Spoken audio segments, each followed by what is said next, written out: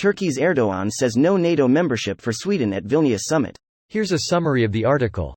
Turkish President Recep Tayyip Erdogan has closed the door on Sweden joining NATO at next month's summit in Vilnius, saying Stockholm hasn't done enough to uphold its promises as it recently allowed PKK supporters to demonstrate.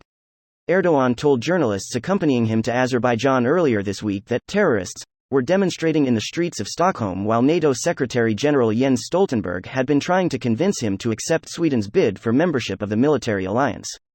The presence of people linked to the PKK in Sweden has been a major stumbling block for the country's attempts to join NATO following Russia's invasion of Ukraine. Turkey has a veto on any country joining the alliance, and has promised to use it until its demands over the alleged PKK presence in Sweden have been addressed. In response, Sweden passed a constitutional amendment and has revised laws to enable action against terrorist groups in the country.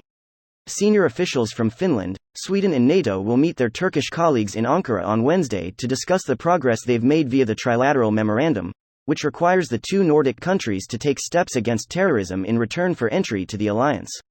Erdogan told journalists that Sweden must act against terrorists as Turkey has done within its borders, otherwise Ankara cannot tell NATO to allow the Swedes to join as if nothing has happened. This post received a score of 6,300, with an upvote ratio of 93%. Here are the top comments in response to this article. This guy is such a cunt. Luckily Finland being in NATO gives a lot of safety guarantees to Sweden already. Yes, a buffer zone. Like Ukraine, Sweden also has allies, even if no membership at this time. The European Union also has a defense mechanism, Article 42. But it'd be nicer if they were NATO as well because it would pull non-EU allies in as well. Can Sweden go and do an independent deal with all NATO countries, bar Turkey, and effectively be included in all but name? Greater than can Sweden go and do an independent deal with all NATO countries, bar Turkey? Yes, and many counties have already being part of NATO doesn't stop you from making other alliances. The cheeky version, NATO not including Turkey organization.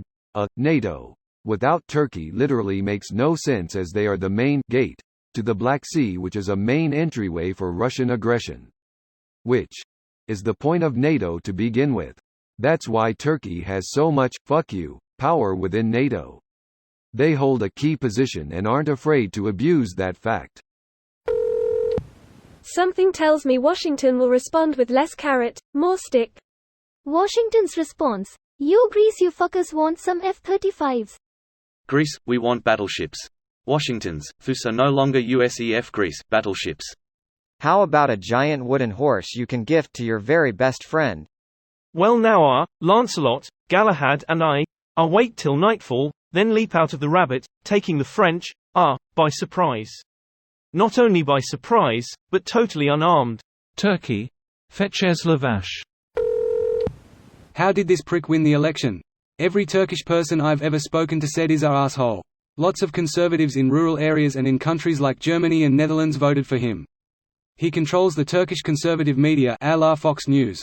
The strongest opposition figure was barred from running for made-up charges, insulting the election commission. The head of the largest opposition party, who was the most unpopular of the potential opposition leaders, strong-armed himself to head the coalition ticket. There were a lot of things that contributed to Erdogan being re-elected. It wasn't simply stupid voters. Not to mention the history-whole military coups supporting secular politicians souring many religious people against secular opposition parties. TLDR, Turkish politics are complicated. Also, these are not free and fair elections.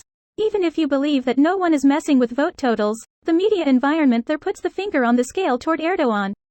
He threatened and fined media which didn't report what he wanted.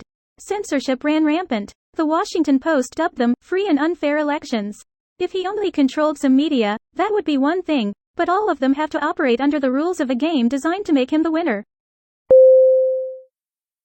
This video was automatically created by Reddit to speech. The article and comments in this video were selected from Reddit according to their upvotes, and any paraphrasing was performed by smmry.com, without any human intervention.